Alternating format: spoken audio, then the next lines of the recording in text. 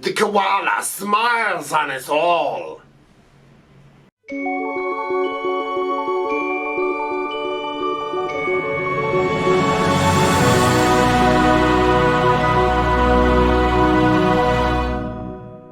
Star Trek Lower Decks Season 3, Episode 8, Crisis Point 2, PARADOXUS, which is honestly just such a mouthful.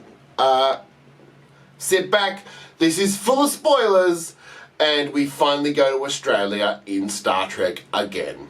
This episode is obviously a sequel to Crisis Point 1, which was the episode where Mariner was dealing with her psychological issues on a holodeck program, hinting at the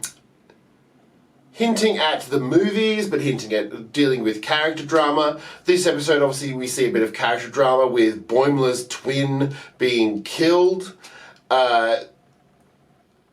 Boimler's twin, obviously serving on the USS Titan, dies in his bed with gas filling his room, asleep. Boimler finds this out at the beginning of the episode, and he's a bit down, and I'm going, well, he's going to be reassigned. That's what I'm thinking.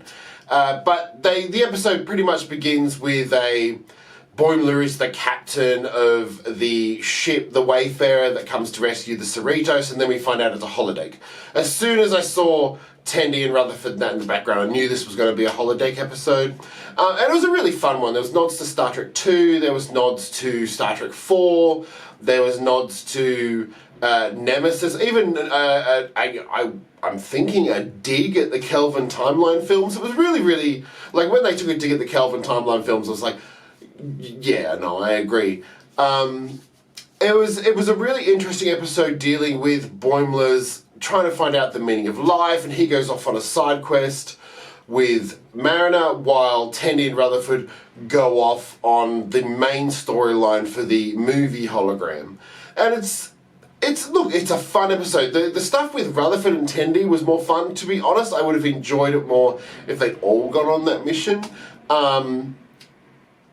Rutherford and Mariner seem to go on a Star Trek 5 finding God sort of thing. Then we're introduced to the guy who worships koalas, which I think is a fair share of things.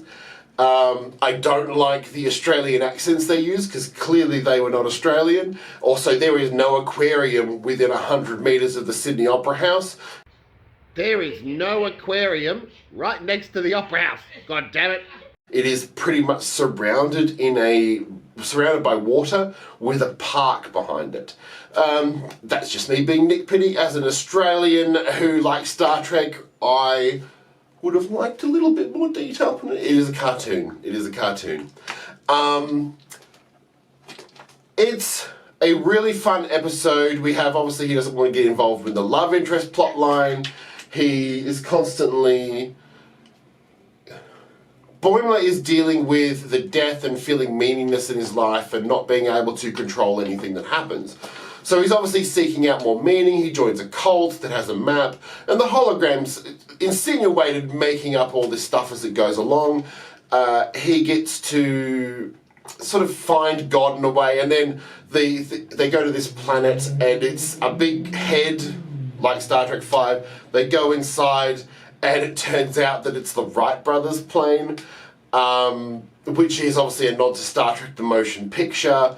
It very much seemed like Rutherford and Tendi were on a more modern day Star Trek movie, whereas Mariner and Boimler were on a sort of the odd movies, so the odd and evens of the Star Trek, if you know what I mean. If you watch Star Trek long enough, the even movies are good, the odd movies are bad, which is not the case at all, and Nemesis ruins it. So obviously the character journey is that he's just feeling lost. He's not feeling right. Tendi's obviously getting annoyed at Rutherford on her journey. Rutherford is just sort of going, this is a holodeck program, this is fun, I'm going to steal a jacket off some rebels, and I'm going to just make jokes about everything. I've brought some lunch. Boimler, on the other hand, he's going through a crisis. He wants to know the meaning of life, And when we get to the end of the episode, we have the big reveal of the episode, George Takei returning as Captain Hikaru Sulu. Now, they did hint at it being Kirk. Obviously, it was Kirk's letterbox.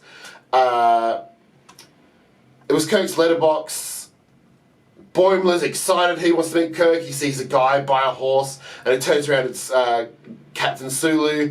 And he goes, I'm taking care of this place, while he's off on some shenanigans.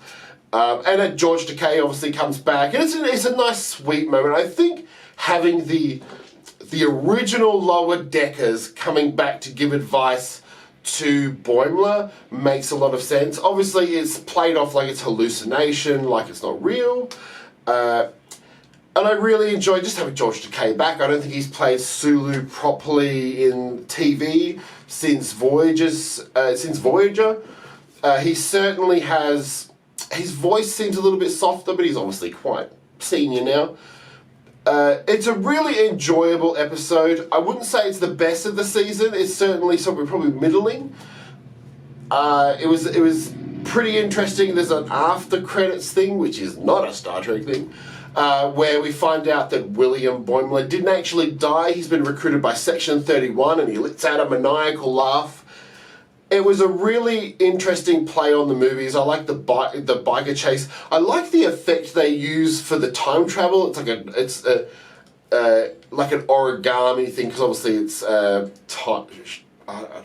the word escapes me, but I can't even say it anyway. But it's like an origami. Time folds out and then they go through it. The Romulans were interesting. 3 Romulan sisters.